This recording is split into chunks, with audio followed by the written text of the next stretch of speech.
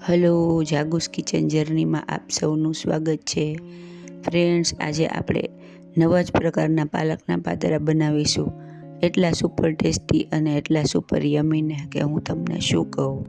તો ચાલો શરૂ કરીએ.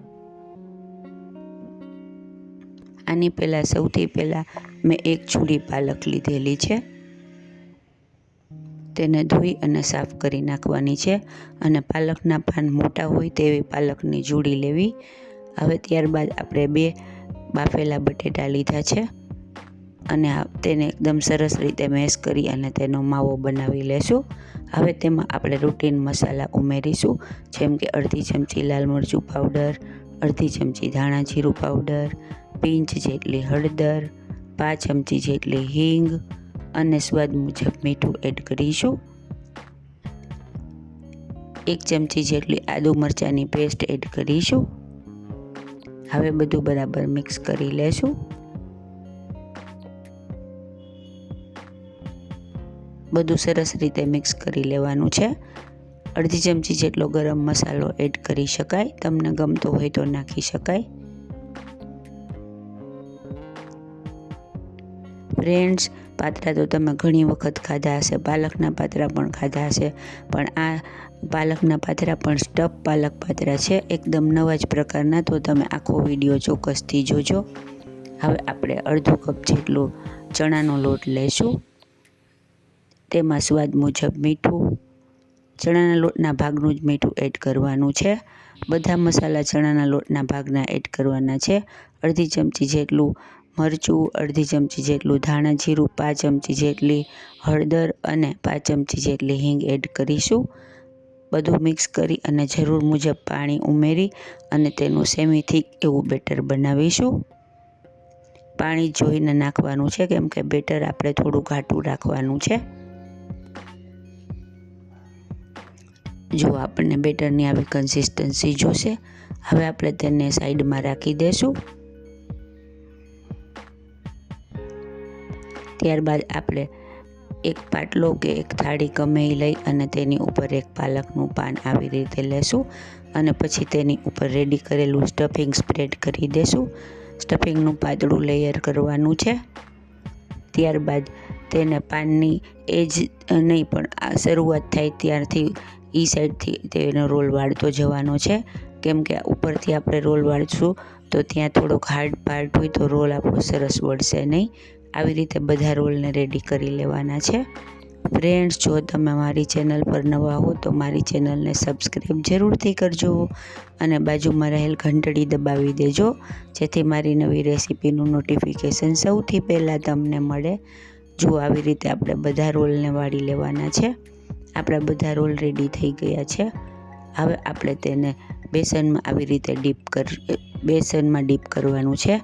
ડીપ કરતાં પહેલાં આપણે પિંચ જેટલા બેકિંગ સોડા બેસનમાં એડ કરી તેને સરસ રીતે ચલાવી લેશું અને સ્ટીમર પહેલેથી જ ગરમ કરવા મૂકી દેવાનું છે, કેમ કે આપણે આમાં ડીપ કરી અને સીધા પહેલાં સ્ટીમરમાં સ્ટીમ કરવા મૂકતા જવાનું છે. આવી રીતે આપણે બધા રોલને ડીપ કરી અને સ્ટીમરમાં મૂકી દઈશું. ત્યારબાદ ફાસ્ટ ગેસે તેને 8 થી 10 મિનિટ સુધી ચડવા દેશું.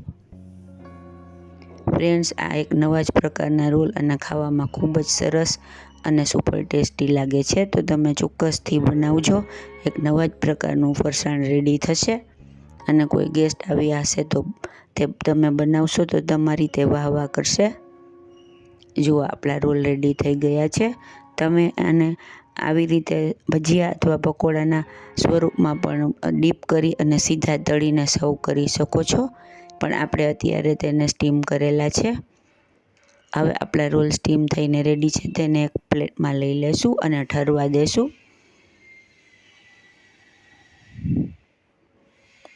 રોલ બધા રેડી થઈને ઠરી જાય એટલે આપણે તેને નાના નાના પીસમાં કટ કરી લેવાના છે.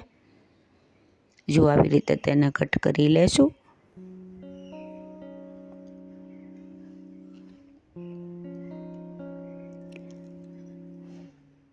આપણા રોલ કટ થઈને રેડી છે. હવે આપણે એક પેનમાં 3 ચમચી જેટલું તેલ મૂકીશું. ત્યારબાદ તેમાં થોડું જીરું, થોડી રાઈ અને અડધીથી પોણી ચમચી જેટલા તલ એડ કરીશું. થોડી અમથી હિંગ એડ કરીશું. તલ, રાઈ અને જીરું ફૂટે ત્યાં સુધી તેનો વઘાર થવા દેશું અને ત્યારબાદ આપણે તેમાં પાલકના કટ કરેલા રોલને એડ કરી અને પાતરા સરસ રીતે આપણે વઘારી લેશું. છે ને એકદમ જોરદાર અને નવી જ રેસીપી, ખાવાની મજા જ પડી જાય એવા પાતરા આ બને છે. હવે આપણે તેમાં મસાલા કરીશું.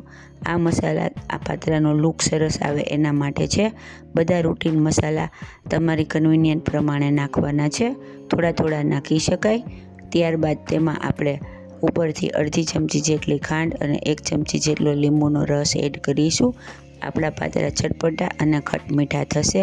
થોડું લાલ મરચું પાવડર, થોડું ધાણા જીરું પાવડર, થોડી હળદર, થોડું મીઠું વગેરે એડ કરવાનું છે, જેથી ઉપરથી તેનો ટેસ્ટ ખૂબ જ સરસ આવે. હવે ઉપરથી આપણે તે કોથમીર સ્પ્રિંકલ કરી અને ગરમા ગરમ પાતરાને સર્વ કરીશું.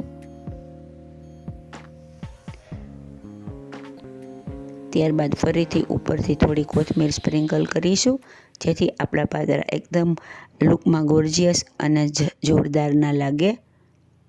છે ને જોરદાર, ખાવામાં એકદમ જોરદાર અને દેખાવમાં એકદમ મજેદાર એવા આપણા સ્ટફ પાલક પાતરા રેડી છે. તો તમે પણ ચોક્કસથી બનાવજો. જોતાં જ ખાવાનું મન થઈ જાય એવા આપણા સ્ટફ પાલક પાતરા રેડી છે. ફ્રેન્ડ્સ, જો તમને મારી રેસીપી પસંદ આવી હોય તો મારી ચેનલને લાઈક, શેર અને સબસ્ક્રાઈબ જરૂરથી કરજો. ધન્યવાદ.